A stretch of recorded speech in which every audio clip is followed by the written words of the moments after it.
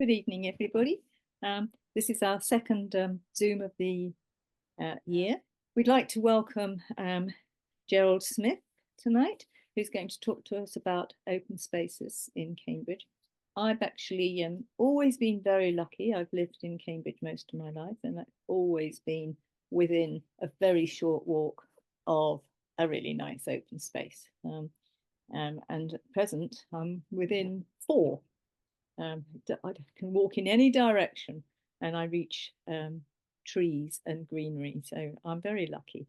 In recent years, Gerald has studied at undergraduate level with the University of Cambridge Institute of Continuing Education, covering topics such as local history, medieval studies, landscape history, and historic building conservation. He qualified as a Cambridge Green Badge Guide in 2016. He takes delight in helping local residents appreciate our city and has led walking tours for U3AC, CALL, and Open Cambridge. This talk originated as a cycling tour. So we have a little joke here. Was this you, Simon, or was this you, Gerald? You can use your pedalo at home and no, not a pedalo, one of those other things, exercise bike. And then you'll get the full experience. So over to you, Gerald. Thank you very much. Thank you, Mary. Thank you very much. And I express my thanks to the Society for inviting me. I think Sophie Smiley was the original person who convinced me that this would be something of interest to you guys. I think this is going to be slightly different from other talks that you've or other speakers you've had. I'm not really going to talk about buildings. I'm not really going to talk about people, which is fairly unusual, especially as a tour guide. And as Mary said, this originally started off as a bike tour for Open Cambridge. I've always been a real enthusiast for Open Cambridge. And as my passion for the open space in Cambridge started to develop, I really wanted to share this with people. And the best way to do that was on a bike. So for a few years, we did it as a bike tour. So the Commons especially, and the original Greenbelt, that's not original to me. So if somebody's on the call who actually did write that sometime somewhere on social media, I would give credit for that. I'm going to say we take it for granted, we kind of do. If we were meeting in the centre of Cambridge, every single person who came to that spot would have passed one of the commons or one of the open spaces in Cambridge. And I know the broadsheets, if there's something about Cambridge, they love the picture of the 4-legged animals in front of King's College or those sort of things. But we are in danger of taking this for granted. So I really want to do a more of a context in terms of what these things are, these great green open spaces we enjoy. To some extent, why they're there, and to an even larger extent, why what we see as Cambridge today has really been shaped very largely by this green belt, the original green belt we have. 49% of Cambridge is green space, which sounds a lot. The average for this country is actually 60%, so we are quite well built up. But to go back to Mary's point, if you're a Cambridge resident, within 1 kilometre of where you live, there are 400 and something hectares of open space, so 1,000 acres in old money. So it is significant. And the city claim that £62.5 million of benefit come to us as residents through mental health and things like that. Don't ask me how they got that figure. So yeah, so I'm going to talk about commons in general, commons in specific terms, and then we're going to do the bike tour, which hopefully we'll go to some places that maybe you haven't thought about particularly. But because it's a university town, city, we have to start off with, first of all, working out why I might. Right, we're going to start off with a quiz, a couple of quizzes. First of all, how many commons do you think we still have? We've lost some, still have. And the answer will be revealed a bit later. Plot spoiler, it may be a few more than you think. I'm also going to play some music. And the quiz question is why, you might recognize the music, but why is this particularly relevant to Cambridge Commons? So let's see if this plays.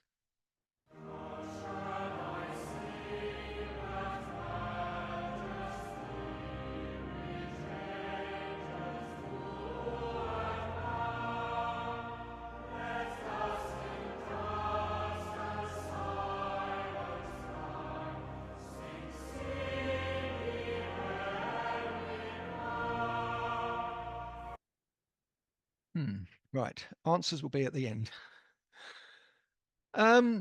We are just a sort of historic perspective of our city, expressed through these various drawings and line prints. We always have that wonderful skyline, King's College Chapel. I think this chap's artist is basically giving us an impression of a rural scene with, strip field farming, and then a big space with nothing in it. Similarly, there's a rural scene, a big space with nothing in it. A big space with nothing in it. There's a horse and cart and a few people strolling across the big space. Oh, same again. We have a big space. Doomsday, when on the survey, always talked about the waste, which sounds like a derogatory term. What they basically meant is somewhere that was not suitable for agriculture and was not woodland. We've got something grazing on the big space. We've got some grazing academics, but still nothing that really tells us what the commons were being used for. But suddenly, this is a bit more like it. We've got the skyline. I think that's Downing College. This must be from the early 19th century. And we got a lad driving some sheep along a driftway, somebody riding a horse, and an elevated pathway, and a horse and cart. So we've got, actually, perhaps this is a common. And then we've got the more famous one. I would say this one, Castle Mound, but I rather think this might be from the top of the old St. Giles's Church, looking across the Chester in the distance. We've got the lock and a lockkeeper's cottage and some animals on the common. This basically is these two pictures really are starting to give us an idea what the commons were and why they developed. And then this always disorientates me because it's sideways. Never quite, my geography teacher would do her nut on this. But I've circled on this engraving by Brown. We've got animals in the fields. So we start to get the idea that around this very, very compact, densely populated post-medieval, early modern Cambridge, we have an area where animals would be grazing. So in terms of what we're going to talk about, we're going to talk about what we mean by a common, which might not be quite so straightforward as you might think. Why are they important and why should we care? How have they shaped the city? And then we will get on our pelotons and do the tour.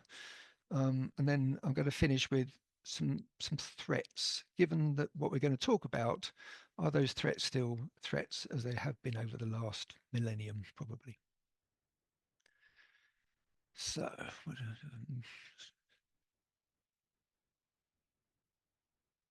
I just move my thing out of the way. Right, what is a common? Is that an easy answer? Well, hang on.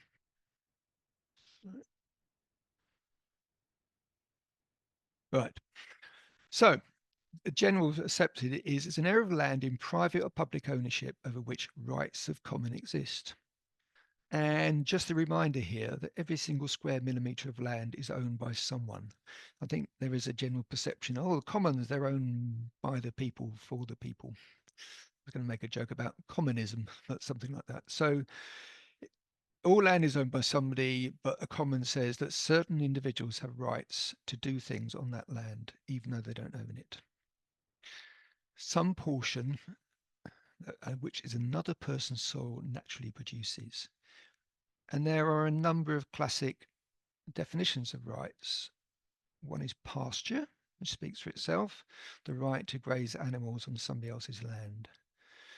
Pannage, the right for my pig to go onto land and graze probably acorns in woodland. Estovers, generally held to be the right to gather firewood, although it's generally the right to gather wood. It may be wood for building material, but certain commons have rights for people to actually gather wood. Turbery. We don't have a lot of turbery here. We do not very far from Cambridge, though. That's a right to cut turf or peat. Piscary. Latin scholars will know that's the right to catch fish.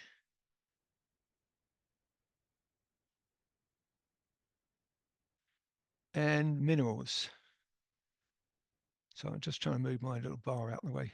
Keeps getting right, minerals. So-called common in the soil, the right to actually exploit minerals from the soil. And so, but as a general public, the great unwashed don't necessarily have any rights at all on somebody else's land unless you've been granted those as a right of common. And the owner may well impose constraints. So we take any common in Cambridge, look at that Lombardy poplar there.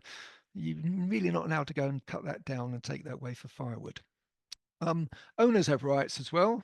Owners have rights of, they can themselves take out minerals, and they have sporting rights, potentially. They can graze animals, as long as these things don't interfere with the rights that are granted to somebody else of the common. A couple of other ones are the tentage, the rights to erect tents. That's particularly relevant when we talk a bit later about fairs. And the rights to dry laundry. And those of us who know some commons in Cambridge know there's a place called Laundress Green. And the owner has the rights to actually stop trespassers and take issue with trespassers. Who are the commoners? They could be given to all householders within a settlement, certain named individuals, freemen of the city or town, senior members of the corporation, say the mayor. They can be assigned to a property as opposed to an individual. So if you actually own a piece of property, you may have rights.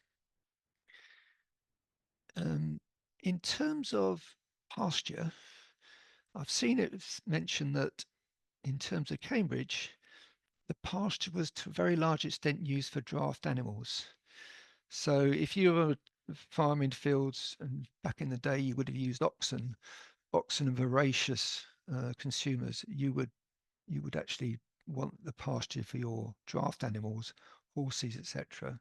And somebody described somewhere between a car park and a filling station for your draft animals.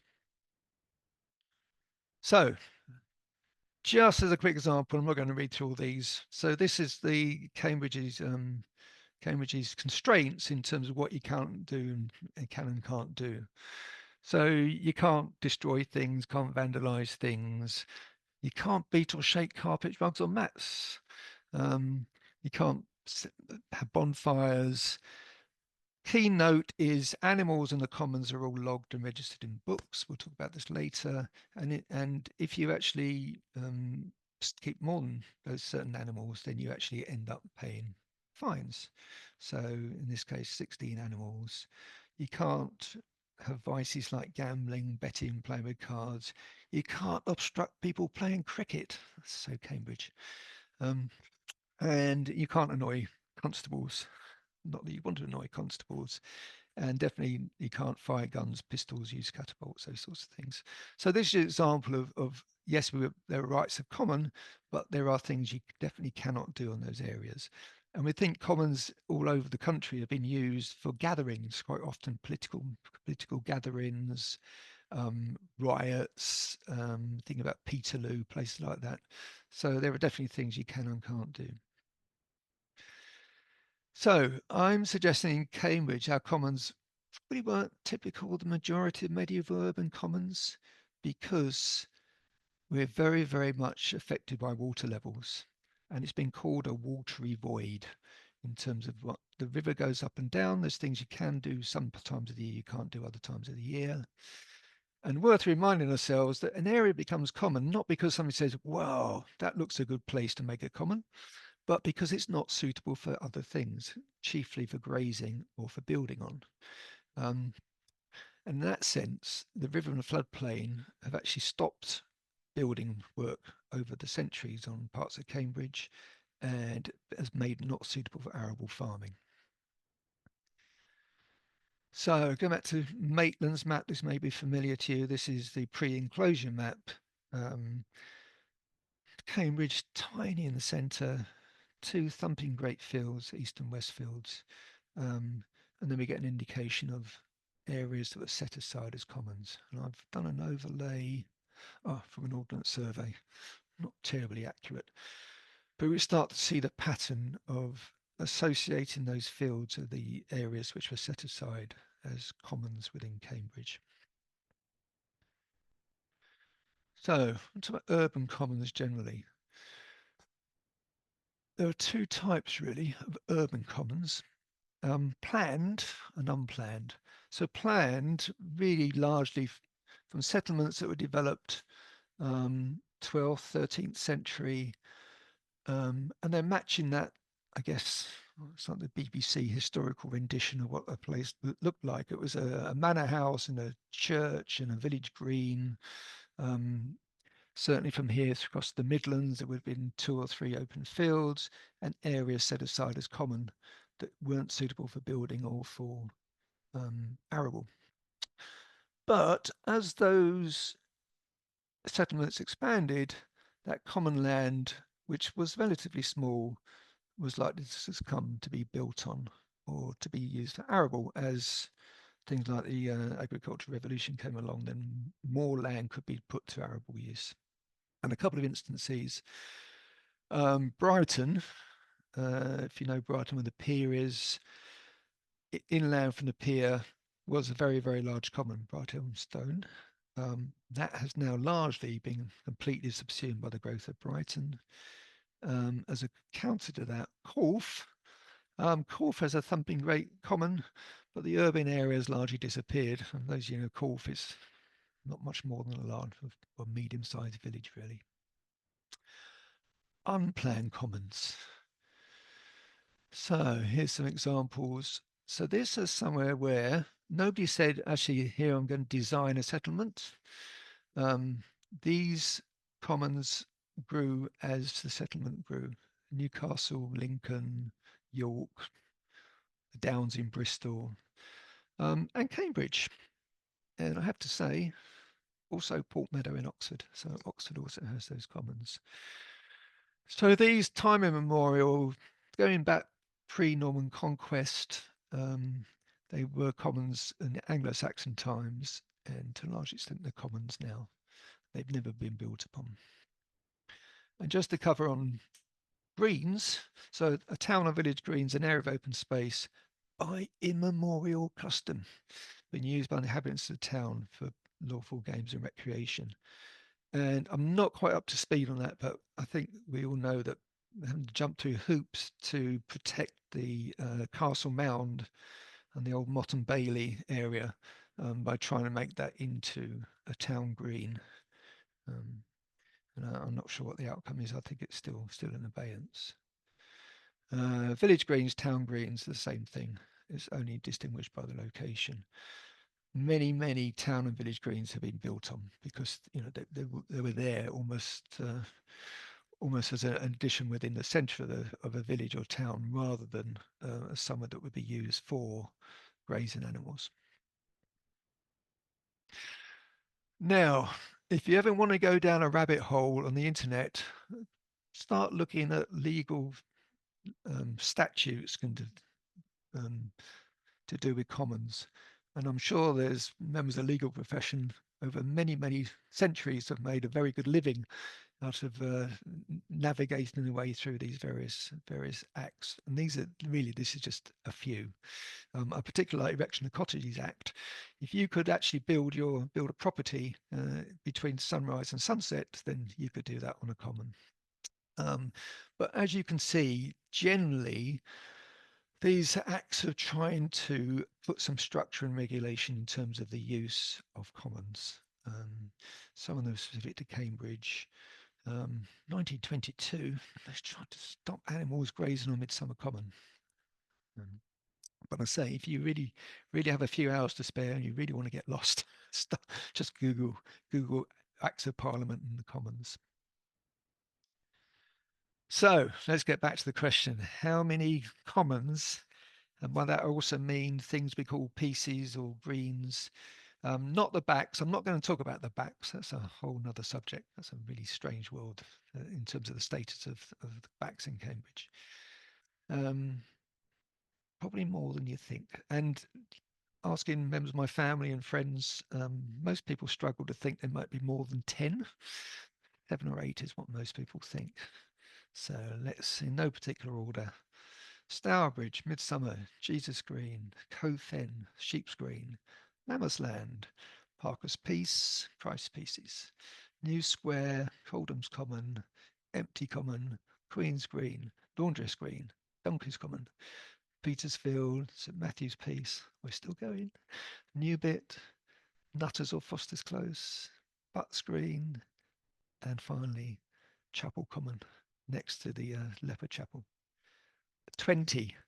We have 20 areas in Cambridge that we can identify as having been common. There were more before, but I think most people think there's 7 or 8, and there's rather more than that. Why so many?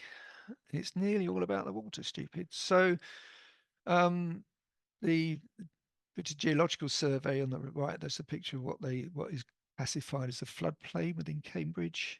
And it's pretty clear, due to low-lying nature of Cambridge and fertility of all the area around it and the river, this is potentially somewhere that meets our status for being areas of common. So you can't grow things on it and you can't build in it, basically. But that was back then. It's worth remembering we actually live in a very shallow valley. And if you're thinking, what? Well, anybody on a bicycle knows there's no such thing as a flat road. But if you think from going up Burrells Walk towards the University Library, going up Sidgwick Avenue, apart from obviously Castle Street going up the hill, but also the other side going up, the Cambridge sits on this gravel bank above the river. So yeah, we're based in a very, very large shallow valley. People used to manage water. I think right now we either have too much water in the wrong place or not enough water in terms of expansion of residential developments. I'm an avid collector of photos, sorry. I'm not sure where some of these have come from. They might not have total copyright. This is my particular favourite, Parker's Piece, 1961. And more recently, Coldham Swamp. So that's a sort of a general background. I really wanted to talk about some specific commons. I can't talk about all of them. Obviously, 20 would take an awful long time. And I'm not going to say excluding the backs. But if you're ready, let's talk about a few that I think of a particular interest. Old maps show this area southwest of the city centre as a land of 1,000 willows. It's the area that's now Sheep's Green, Cove Fen, and across to Lammas Land. And we know that this area was actually managed prior to the Norman conquest, because there are mills there, and the water was managed to form the leat for the mills. There's the main one that goes past the hotel, and the Snob Stream, smaller one that goes up to Mill Pond. Doomsday, there are 3 mills. There might have been an extra one actually near the Great Bridge. King's Mill, which owned by Count Allen, Newnham Mill, sometimes called the Newton Mortimer Mill, and then Bishop's Mill, originally called Abbott's Mill. There was no Bishop of Ely until 1109, and in 1507, prior to Reformation, that got leased to the borough. So mills, essential to the economy and development of Cambridge, breadbasket and all that kind of stuff. We shipped grain down the river and all sorts of goodies back up the river. But it's very much key to the wealth and development of Cambridge and the surrounds. Incidentally, the King's Mill, ground wheat, because it was the King's Mill, whereas the Bishop's Mill had to grind rather less prestigious cereals, barley and such. And these, I took these fairly recently, in recent years. So we can see that sort of canalised in the bottom left, the canalised river, the Leat, going past the hotel. And then from the bottom, we know that that was built, that was constructed prior to the conquest. So this is Anglo-Saxon world. And probably if you wanted anything to know what commons would have looked like a couple of thousand years ago, probably that area of Sheep's Green would be the best. We got a couple of interesting pictures. So this is the Bishop's Mill and the King's Mill, almost in living memory. Just as a by the by, record that a sturgeon was caught in Bishop's Mill Pond. So there's obviously some depth of water. And if you still can't quite work out where that is, here's a clue. So we still have the original mill race going through. But obviously the mill pond is now gone. It's now where you sit and drink your beer, contemplating the world. And the 2 main mills were demolished in 1928, but we have these very early aerial photos. So the mills to the left with the 2 chimneys, you reckon is Silver Street Bridge. So they were there until 1928. Foster's obviously took over. And then Mortimer's Mill by the mill pond, I can never remember what it is now. Was the pizza place? Is it Zizzy still? Can't remember. With the mill in the centre of that. So there's some people claim that it's the mill in Chaucer's Miller's Tale, but I think it's actually that's been identified more. Not the current one at Grantchester, the remains of the one, but definitely at Grantchester rather than here. So we had those 3 major mills. Let's talk about the politics. So we're talking about the land grab. We've got this area of land and these wealth that people want. And Sheriff Pico, our pantomime baddie, I'm not sure he's the only person, but there's not many places in Doomsday where a Norman, a member of the aristocracy gets, or a member of the ruling classes gets criticised. As you can say, Pico the sheriff had actually stolen pasture away, and had the 3 mills for himself. We're going to meet Pico again a bit later. So yeah, so we've got this the Norman sheriff who's coming in and actually acquiring land for himself. He was described as a hungry lion, a prowling wolf, a filthy swine, a dog without shame who stuffed his belly like an insatiable beast, as though the whole country was a single corpse. And that was written by a monk. Get the picture. Empty Common. Not many people have heard of Empty Common. It's called empty not because there's nothing on it, but it's called because of again, back to the land of the Thousand Willows, because it grew the withies for basket making, reached a height in the 16th century. So the land of 1,000 willows. Again, the estovers, the right to gather, that would be the right to actually take cuttings or coppicing for the basket making. Happily now allotments, it's been expanding and it become very much a community garden, very thriving, with Hobson's Conduit running through. So in case you're not aware, sorry, it's just south of Brooklands Avenue. Imagine the turning by the Botanic Gardens. If it sends you to Brooklands, it's on the opposite side of the road going down. Here's Brooklands Avenue on there. Well worth a wander. It's lovely. Lammas Land. So Lammas, the day that animals were allowed onto arable land, and they could stay on the arable land. So this was after the harvest. And the etymology is from Old English, hlaf, meaning a loaf of bread, and mess, meaning mass. So it's loafmas, abbreviated to Lammas. It's got pagan origins, festival of first fruits. So it's harvest festival, if you like. And Lammas Day was halfway between solstice and equinox. 1st of August was harvest festival. So what would happen is the first grain that was cut would be blessed, be made into a loaf. The loaf would be split and taken from the church, distributed around the fields. And if you think 1st of August is a bit early for a harvest festival, well, it was once upon a time 12th of August. Obviously, with the change of the calendar, it then became the 1st and 12th, Old Lammas Day.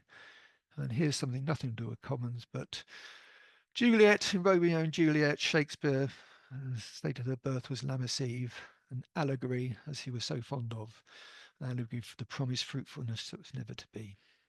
So I have this area of Lammas Land, still called Lammas Land, agricultural, wouldn't have flooded, but once the harvest had been, then animals were allowed onto the arable land. There are other Lammas lands, price pieces, the area where Downing College now is, and also the mill pasture next to where the mills were used for the dray horses. And that area was bought by Charles Darwin's son, the academic one, and the tenant was a Mr. Ball who had a dairy on Hills Road. You can see the ghost advert still there. He would walk his cows from Lammas Land across to be milked, and the little bridge on that area of Brookside, little metal bridge, was where the cows would walk across. Sold it to the corporation in 51. Cove Fen. Oh, I'd love to take people to Cove Fen on my guided tours, but we can never quite manage this. And I love to tell people that, you know, what they're seeing is the last of the old walls of the city, but obviously that's not true. They're the walls of Peterhouse. Again, it's probably the original route of the river may have gone through here before it was canalised and diverted, but there is a little gem in that wall where the arrow is pointing, and it is a water gate built in 1501. There used to be a conduit running from the river up to the gate, right through into the grounds of Peterhouse to the Screen Passage for easy transport of kitchen supplies. And on top of the gate, there was something called a speculatum for fellows to sit and contemplate the rural countryside. So Cove Fen level was raised in the early 20th century, and so the Watergate got blocked. Behind the Watergate, there is another area, which is called the Deer Park, which was arable land and was stocked with deer until 1935. So how about that? So this whole area, so this Loggins map, if you can see next to all the little water channels, all those dots, they were willow trees. So it was a very, very profitable area for coppicing and taking the willows. Prone to flooding, Carmelites used to be Newnham, Calm Field or Port Field, which would indicate goods were offloaded and potentially a market there back in the day, Anglo-Saxon times. They're now Lombardy poplars, as the picture remember earlier, which are windproof and they do give shade for animals. An area Richmond area, if that's the right expression. So in 1833, public subscription drained the area. And then gradually was messed around with, I say, the level of water of the land was raised. Robinson Crusoe Island was formed. Fen Causeway constructed 1920s. So you see from this picture, there's only the Silver Street bridges. Okay, Greencroft, later called Midsummer Common. Before it was split in two to form Jesus Green and Midsummer Common. So called Greencroft, croft meaning wasteland, marsh or sandy soils, green obviously meaning public or common grassy land situated near a town. So the general view is this is one of these areas from time immemorial, was an area that was used for grazing. Originally, you can see from the map, a huge area, 60 hectares, so probably bigger than the town itself. The total area of so massive area. But we still, if you keep your eyes open, you still find little references. I don't think this is Mitcham's Corner, opposite the boathouse. I don't suppose one moment there was actually a lane there called Croftholm, who knows, but maybe when somebody was developing Mitcham's Corner, they decided they knew about Greencroft, would call it Greencroft. Croftholm Lane. So a bit more land grabbing going on. Earl of Huntingdon, also happened to be King Malcolm, as in Malcolm Street. He had a real thing about the cult of St. Radegund. He'd visited the shrine in Poitiers, decided he wanted to found a Benedictine nunnery in her name, something that many medieval aristocracy did to alleviate all sorts of things in terms of what they may or may not have done. So he acquired part of Graincroft and set it off as St. Radegund's. Jesus Ditch, you can see around the outside. Obviously, St. Radegund's is now Jesus College. One small part of the wall in the chapel is still a hangover from days of the nunnery. And there's lovely, I'm not sure if you call it Nunny's Lake or Nuns Lake. There was a stream that joined Jesus Ditch to the river for ease of transport of goods.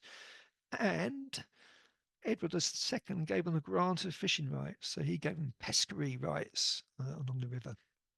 They had a fair, garlic fair or pot fair every year in August, I think. If you want to know more about the goings on at Radegund, St. Radegund's Nunnery, Susanna Gregory, Bartholomew Chronicles, maybe slightly exaggerated. History was written by the people who come out of it best, and that Protestants. So, it's still got a remnant. So if you look at Jesus Ditch now, it's still there. You can see that the land is elevated in the nunnery. So he took the best land. He didn't take the land that was going to flood. And archaeology has shown there were actually some ridge and furrows, some medieval ploughing on that land where the playing fields now stand. So we have Midsummer Common being split into Jesus Green and Midsummer Common when the Victoria Way Bridge was built. The avenues of trees dates from that. Now, if you ever wonder why the footpath that goes across towards where the 5 lamps are, it's got this suddenly emerges strangely.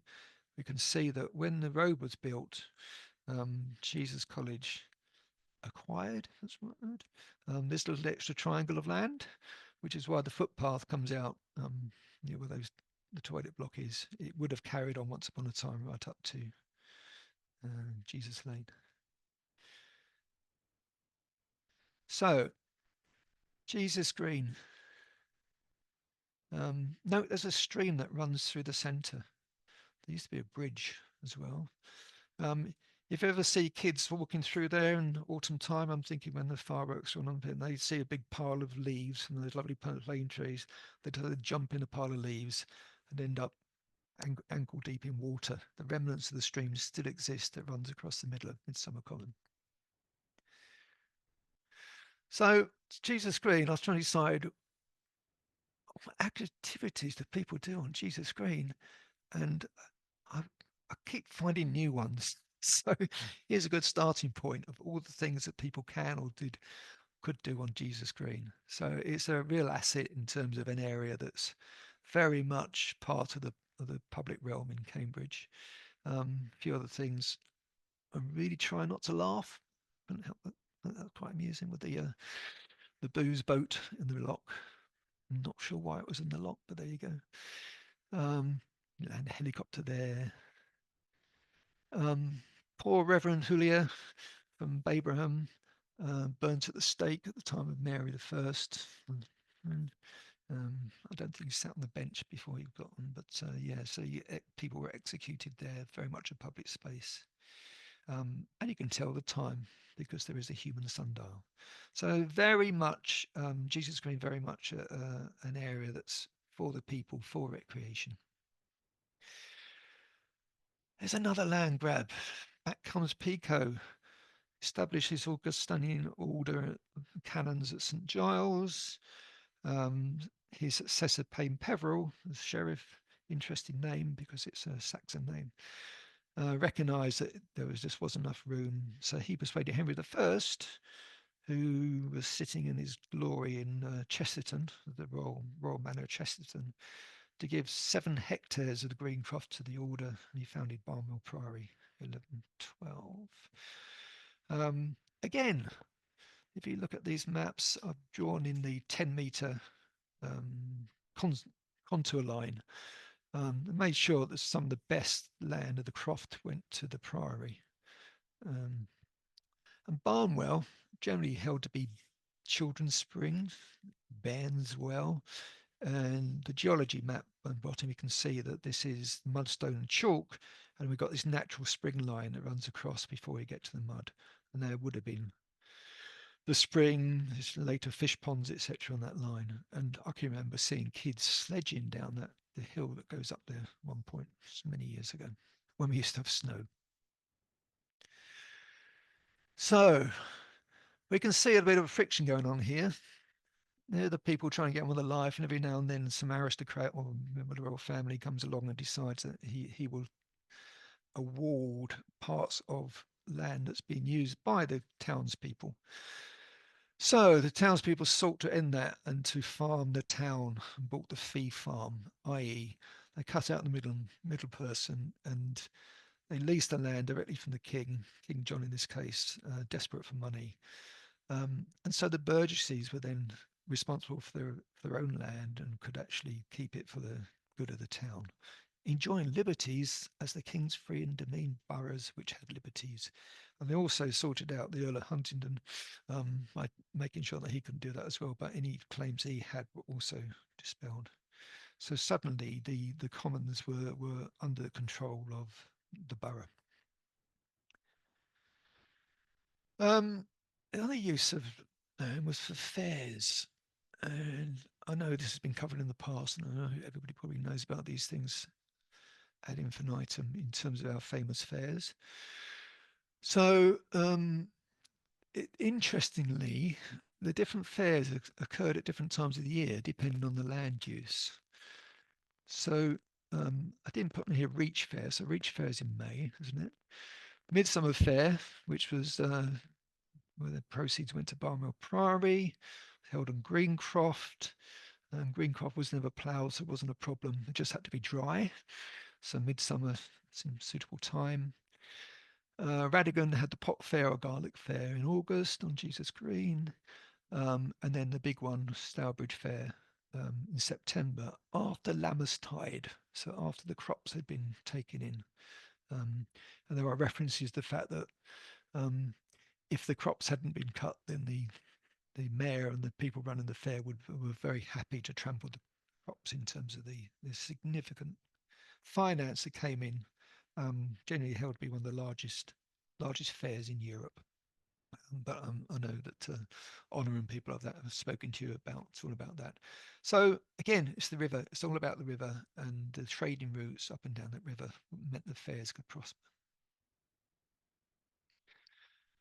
Just briefly, Parker's Piece. I think it's interesting because it was part of the open field of farm well, but it was classed as a piece of common land used for recreation.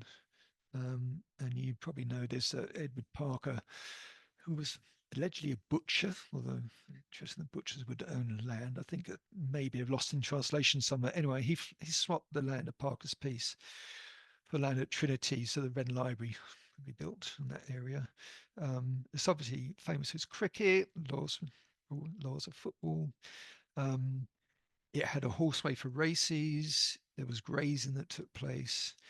But it was arable. And I don't play cricket, but I know people who have done. If you look at the cricket square there, I think the wicket is quite nicely placed on a ridge rather than a furrow, which makes bowling and batting quite easy, interesting, I think.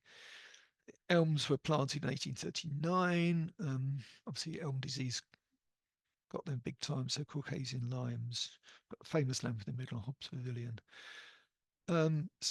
Very much used for public gatherings. There was a statute that says it can be used for political meetings. And usually, it's 1965 in the Commons Registration Act. It's down as a recreation ground rather than common land, which I know in later when they wanted to build a car park underneath caused all sorts of problems.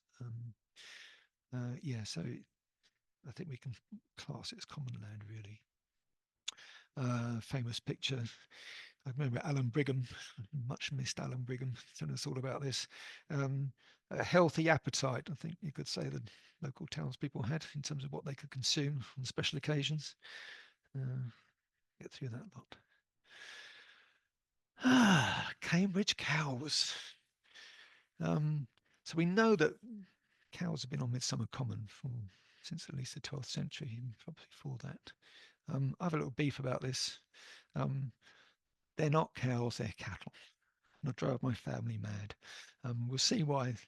Unless I'm wrong, I've never seen a cow on any of the commons in Cambridge, and I think there's a reason for that we'll come to. But I'm happy to be corrected if somebody knows better.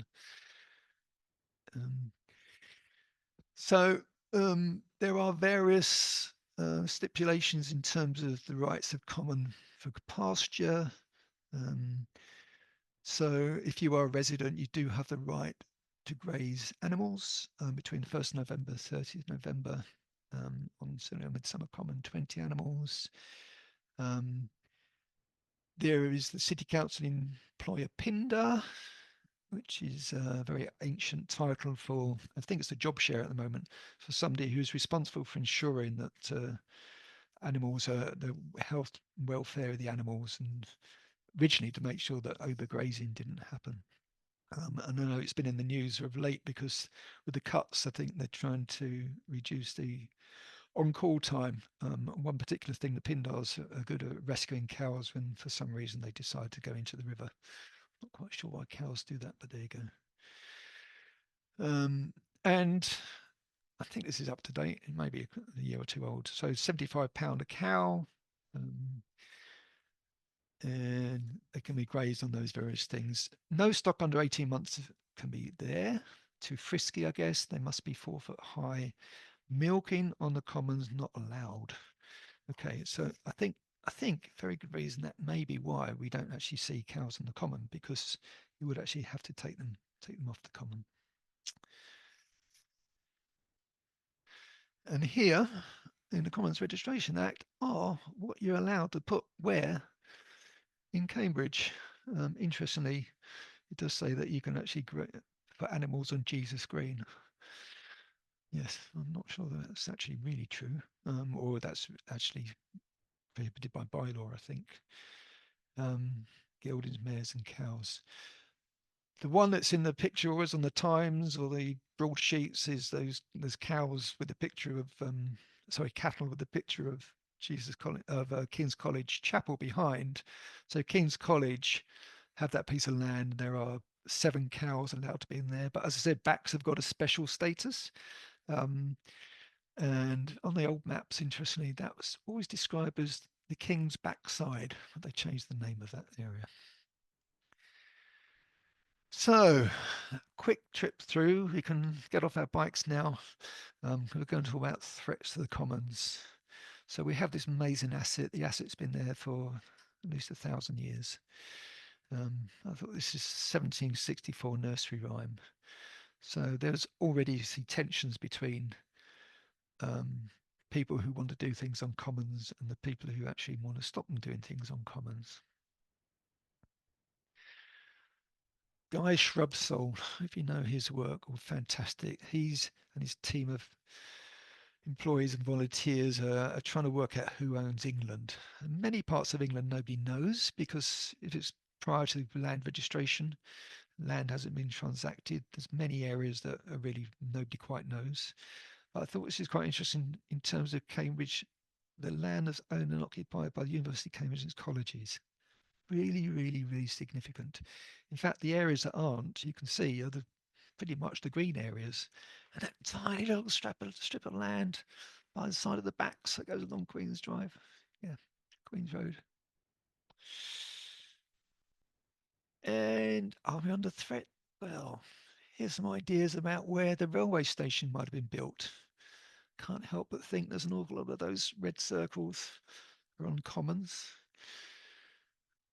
Okay, so that's nearly 200 years ago. Then we're familiar, the Holford Development Plan. Apart from flyover Stourbridge Common, which isn't shown on here, we've got this lovely dual carriageway which would have run us long. Either demolishing the houses or on Jesus Green itself.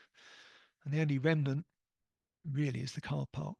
And when I take people around and say, why on earth do you build a multi-storey car park in the centre of Cambridge as well? It would have been off a little off ramp from the dual carriageway that went around Cambridge. This is a slide I had to update from the last time I did this one. So Michael Gove, huge expansion, city regeneration, change of government.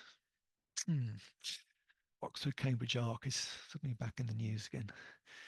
So we need to be aware of the pressures on land, the pressures on water, to state the obvious. We all know this.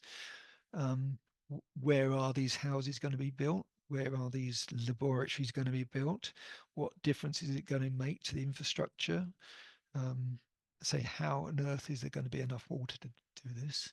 So the water management problems from Anglo-Saxon times, we still have water management problems. They're just of a slightly different flavour, I would suggest. Answer to the music quiz. For those who don't know, if you may have recognised the music, I certainly recognised the music. The significance is this. How shall I sing thy majesty, which is an Easter hymn. Originally written by John Mason. The tune was composed by Ken Naylor, who's no longer sadly with us. Directed music at Lee School, Cambridge. Called it Cofen, inspired with a view from his study. I couldn't get high enough to replicate the view from his study, but much like the people at the Watergate looking out over the countryside, taking inspiration from the rural area. That is our green belt. That is our original green belt that we should be, I'm sure we are justly proud of. It is an asset. We must not take it for granted. And that concludes. I did put a biography there, which you can see, I think, when you catch up with the information. And most of these photos are mine, not all of them, but I do like taking very photogenic, the commons. That concludes it. Thank you so much for listening. Thank you for attending. Very happy to answer any questions. All right, thanks very much, Gerald. That's fascinating stuff, and lots of things to look out for, and excuses to go out for more of a walk once the weather gets ever so slightly better. So we don't have many questions at the moment, but please do type them in if you've got anything. I will just post the link to our donation website. So entirely optional, but if you did enjoy this and fancied giving us a couple of quid, then that's lovely. It all helps to pay for the bills and keep the lights on. So at the moment, well, we have a question from Lucy who wanted to know whether she could get a cow and graze it on the common. Is it just a matter of paperwork? I think it is, yes. The lady, she Elizabeth von Heimendal. I'm sorry, I may have got the name wrong, but she, the vet, local vet, who really got this thing off the ground, with her red Dexter red poll cattle. So I think she took the initiative. There was obviously, as you can see, a limit to the number of animals you could have, and there would be all sorts of obviously animal welfare considerations. But I think it's if you're a resident of Cambridge, you have that ancient right still to do that. The practicalities of actually doing that is another matter, but I think there's nothing to say that you couldn't. He usually grazes 12 cattle on there. 12. Yes, usually, yes. Yes, yeah. As you see it from the original thing, the different number allowed in different places. Yes. So yes, there was a.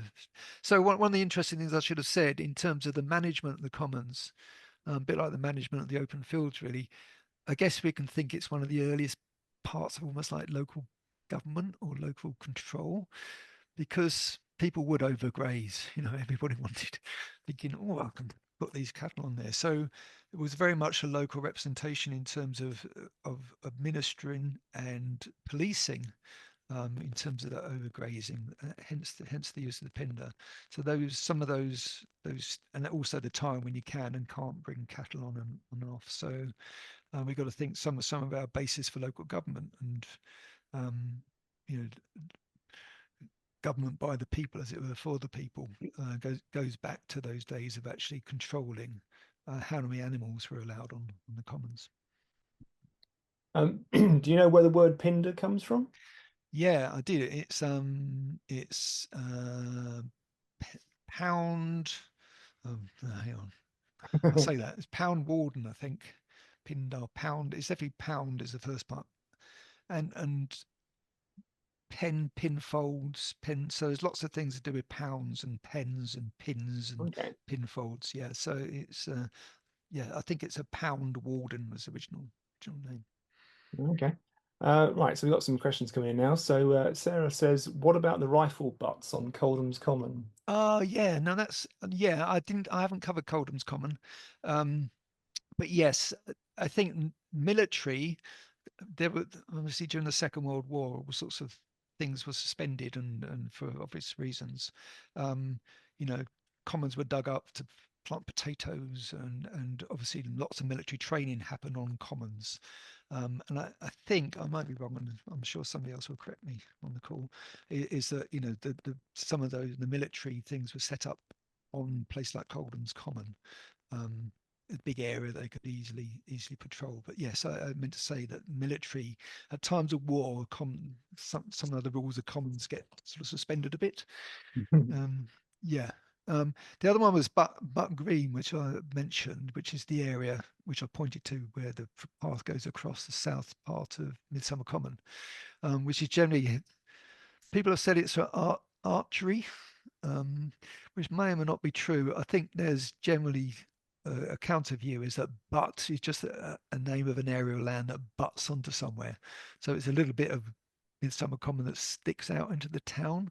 So I think there's a view it may have been for archery, but quite often the area called Butt is just an anonymous, miscellaneous piece of land that gets that name. Right. So Sophie says, could the ancient ban on bonfires be invoked to stop barbecues, especially the disposable sort being used on the common?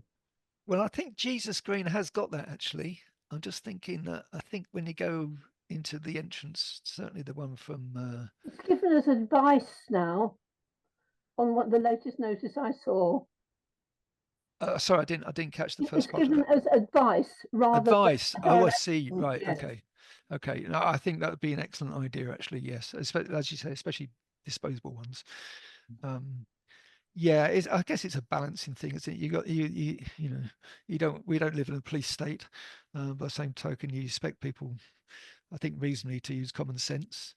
But yeah, I think Jesus Green on a sunny day it's a joy to behold. But I think yeah, you can see why people think, oh, I'll buy this from Sainsbury's along with my bits of meat or burgers or whatever. So I suppose the best way is just to try it out, ring the police and say, Yeah. what it is. If you can't get them on the barbecue, you could actually get them for shaking their blanket, their picnic. You could, absolutely. Rugs. Yeah, I think rugs. No shaking of rugs. Yes. Yeah, sure. Right, so Dodie asks, when were the horses taken off the commons? She can remember them from the 1990s. I don't know, actually. Yes, I remember horses. I think it's just with the ebb and flow of you know, one part of me thinks that horses are quite valuable in terms of rustling, if that's the old-fashioned word. But I know horse thefts have been quite, obviously in rural areas, are quite the thing, really. So whether that's part of the consideration that people thought, well, these, it's a bit too, the common's a bit too much of an open area that people could actually come in and walk off with your horse. I'm not. That's just my guess. I'm really not sure. But that's a very good question. So Julie says Parker's piece isn't near the river, but most of the other commons were. Was it deemed to be not agricultural land, and how has it managed to stay as a? Okay, no, it's so sorry. Yes, it was agricultural land. It does have the ridge and furrow on there. I included it because it's technically it's called a common for recreational purposes. But since the land swap happened, it was very much, and gradually over the centuries, it became more and more treated as a common. So yes, it doesn't, it did flood. Obviously, I had the picture of it flooding, but it's doesn't have the same sort of pressures on. But I think that, along with Christ Pieces, New Square, those areas, yeah, they are common. Or sorry, they can be treated as common in so many ways, but they wouldn't have met the same criteria as being on the floodplain, but still the same pressures in terms of being nicked for building, whether it's a car park or whatever. Yeah, of course, I mean, New Square was a car park, and it was, yes, not that long ago, really, wasn't it? Yeah, yeah. And I had somehow got a picture of cows in it, so it has had cows on before now as well. So, yeah, it's with the best will in the world. Local councils are under all sorts of pressures of various times in various ways. There was a suggestion some time ago, quite a while ago, about putting an underground car park on Midsummer Common. Yeah, no, exactly. Well, and same as Parker's piece as well. Realised that the water table is high. It's a water meadow, isn't it? Absolutely, yeah. And when they did the development for the new Park Street car park, when they went down there and went down a long way, they had all sorts of problems because there's water. There's the water table. Oh yeah, who would have known? So yes, when you think that, it floods so easily because the water table is not far below the surface. There's a bit on Jesus Green that you mentioned, I think, where there was waterway. Every time it floods, even though they put some drainage in quite some years ago, it still floods in exactly the same place near the skateboard park and around there. Yeah, yes, yeah. So in my mind, I'm thinking that once upon a time, they would allow it to flood. It wouldn't have been a problem. Yeah. It was okay. You can't graze animals during the winter. It's there. It's a flood meadow. It takes the pressure off the river. And I think now we're in this interesting situation where, because of the pressures of urban life and everything else, we think, oh no, all these places are flooding. Almost Anglo-Saxon times, it's designed to flood to take the pressure off the river. Yeah. Okay, so Mary asked, do you know when the plane trees were planted on Jesus Green?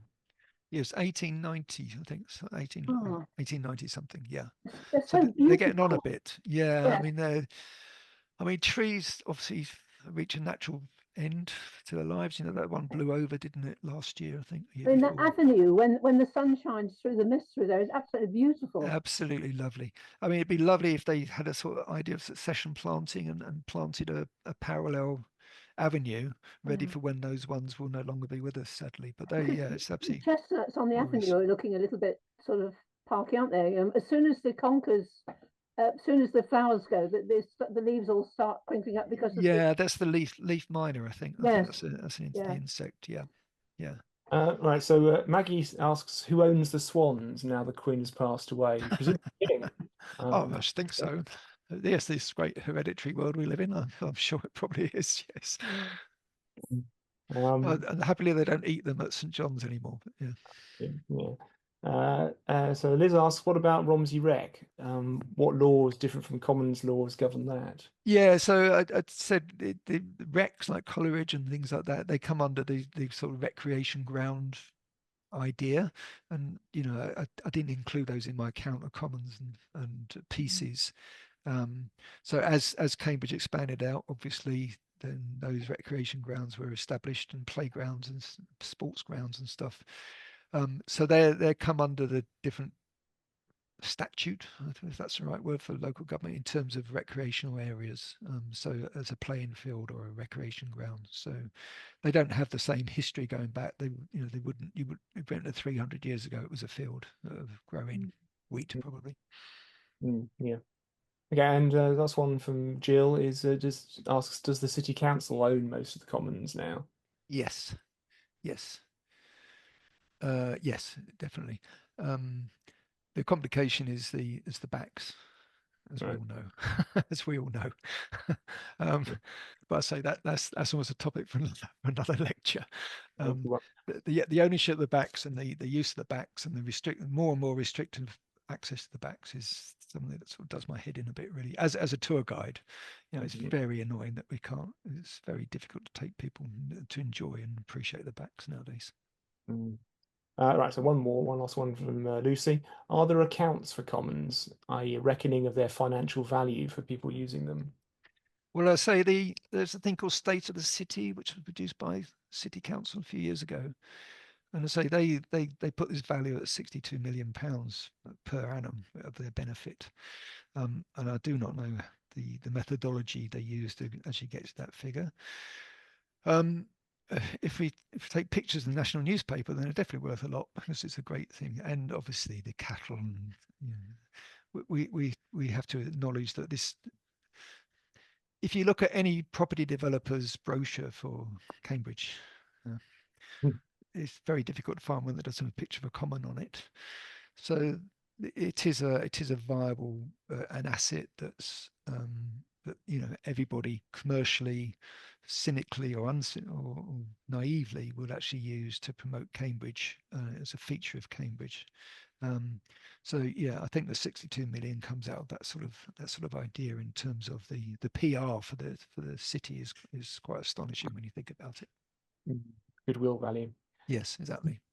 Okay, right. Well, I think that's probably enough. We'll let you go and rest your voice. So thanks very much for that. It's all been very fascinating. So yes, anyone who missed a bit or wants to rewatch it again, it will be up on YouTube in a few days once I've just done a little edit. And we hope to see some of you next month at our Cambridge Festival event. Have a look at the website and the newsletter. We'll have all the details of that. So yeah, Mary, do you want last few words?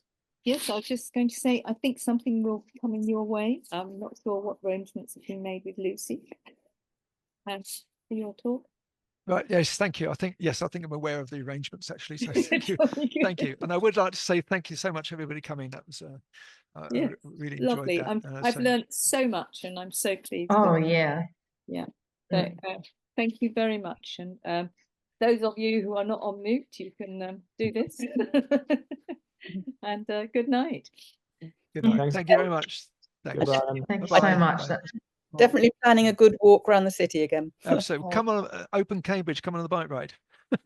I'm going to get back to Cambridge one day soon. Thank you very much.